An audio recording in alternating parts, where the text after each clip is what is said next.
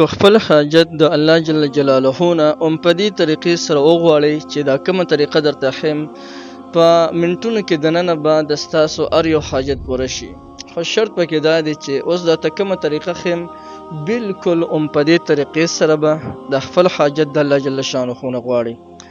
او دې سره یو ډیره اهمه وظیفه درته ښیم. که دا اهمه وظیفه تاسو وکړئ نو هر قسم دعا چې د الله نه غواړئ هغه قسم دعا به الله رب العزت د ستاسو قبلوي. محترمو، نن د هغې وروڼو دپاره چې هغوی وایي چې یاره زموږ دعاګانې غواړو او زموږ دعا نه قبلیږي، د اخر وجه څه کیدی شي؟ دې کې یو مین وجه ده، هغه مین وجه به زه تاسو ته ښیم. وایي موږ حاجتونه غواړو، حاجتونه نه پوره کېږي، موږ وظیفې کوو خو تر اوسه پورې زموږ وظیفې کار نه دی کړی، وظیفې هم کار نه کوي. څه مسله ده؟ هغه د رزق تنګسیا وي، هغه پریشاني، هغه مشکلات وي، باوجود د دې چې موږ ذکر هم کوو، موږ ښه د اعمالو پابندي هم کوو، د ذکر اذکار پابندي هم کوو، باوجود د هغې هم زموږ مشکلات دي او دا کوم وظایف چې دي نو دا موږ باندې اثر نه کوي. دې کې درته یو مین وجه ښیم. یا ساتئ په دغه کم وروڼه چې دا خبرې کوي چې موږ وظایف کوو خو زموږ وظایف اثر نه کوي، یا موږ دعاګانې غواړو خو زموږ دعاګانې نه قبلیږي. د یو خبر یاد ساتئ، یو ځل نبي علیه السلام وفرمایل یو کس د خانه کعبې غلاف پرې نیولی وي او دعا به غواړي خو چرته به د هغه دعا قبول شي؟ حال دا دی د هغه خوراک په حرامو، تربیت په حرامو او اغوستل به د حرامو وي، هر څه د حرام وي. نو د ټولو اول موږ به د حرام مال نه خپل ځان ساتو او د مشتبه چې په هغې کې شک وي چې یاره دا څیز حرام دی او که حرام نه دی نو موږ به د هغې نه هم خپل ځان ساتو. دویم نمبر کې موږ د منځونو حفاظت وکړو، 5 واړه وخته منځ پابندۍ سره کوو. ځکه شیخ عبدالقادر جیلانی رحمه الله یو لوی بزرګ تیر شوی دی، نو هغوی فرمایي چې یو ځای کې یو بالمازه انساني د هغه نحوست او سپیروالی خوشه 40 کورونو ته رسي. 40 کورونه الله تعالی په دغه نحوست او سپیروالی کې سیزي. اوس چې دا بالماز زمونږ سره کور کې نو آیا زمونږ په کور کې به څه خیر او برکت راشي؟ کله وحاشه نه راځي. اول دا چې مونږ دې کې دویمه خبره دا ده چې مونږ منځونه پابندۍ سره شروع کړو. دریمه خبره هغه اهمه دا ده چې د ګناه کار حتی الوسع څونه ممکن دا به مونږ پرېږدو. خلق الانسان ضعیف، انسان کمزوری دی، ګناه ته کېدی شي، لیکن مونږ به د خپل کوشش مطابق د ګناه کار پرېږدو. او څلورم نمبر د دعا کولو ځای او د دعا کولو طریقه درته ښیم. په دې طریقې سره دعا وکړه سمدستي به قبلیږي. یا زمونږ دعا ده چې ډایرکټ لاس اوچت کو او یا الله دا کارو مو کې راله دا م رالو کې او دا م رالو کې او دا م رالو کې به ډایرکټ ختمه کړو. دعا دغه طریقه نه ده، دا بس یو عام رواج دی، خو د دعا کولو طریقه دغه نه ده. د دعا کولو صحیح طریقه چې ده نو هغه به انشاءالله زه تاسو ته وسوښیم.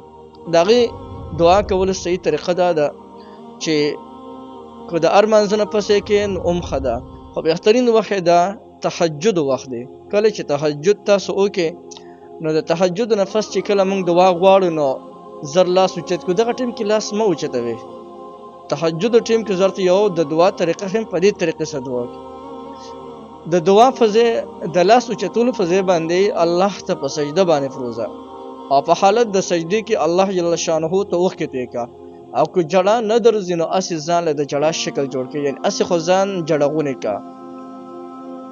او بیا په حالت د سجدې کې به 3 کرته په نبی علیه السلام باندې درود شریف ولولي او بیا یو پیاڼی الحمد شریف الحمدلله رب العالمین. او بیا د دې په منځ کې چې کومه دعا یې نو په حالت د سجدې کې د الله جل شانه نه وغواړه. یو ځل نه بار بار یې غواړه، بار بار غواړه، تر دې پورې غواړه چې ته مکمل ستړی شې په دعا باندې. او بیا چې کله دعا قبلې نو 3 کرته په نبی علیه السلام باندې درود شریف ولوله او دعا ختمه کړه.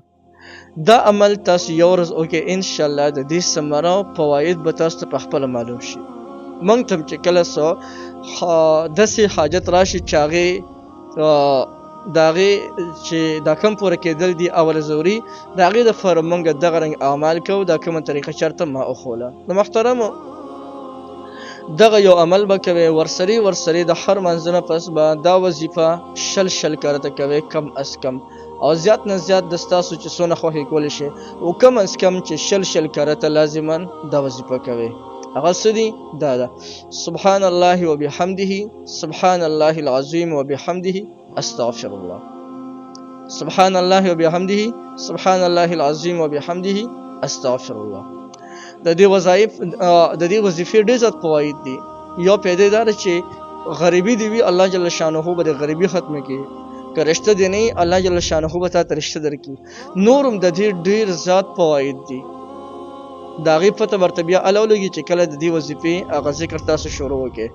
نو دغه سبحان الله بحمده سبحان الله العظیم وبحمده استغفر الله دغه یو ډیره زبردست وظیفه وه نو دا وظیفه د ارمز نه پس شل کرته کوي مخکې وروسته تنه درې کرته درود شریف وي او که یو انسان د ارمز نه پس نشي کولی نو بیا دغه کس له پکار دی چې د ماسختن منځ نه پس کینی او 200 کرته دغه وظیفه کې سبحان الله وبحمده سبحان الله العظیم وبحمده استغفر الله ان شاء الله د دې نفس د دې وظیفې کول سره او د دغه دعا چې کومه طریقه مرته هول په دغه طریقې سره څنګه سوالم د الله نه وکړ رب العالمین بس تاسو هغه یو سوال قبلي نو محترم یو خپل زبردست طریقه مرته هول خپل مزیدار وظیفه مې درته خوله نو بالکل دا وظیفه تاسو کوي ان شاء الله د دې ثمرات فواید به په خپل سترګ باندې سي کې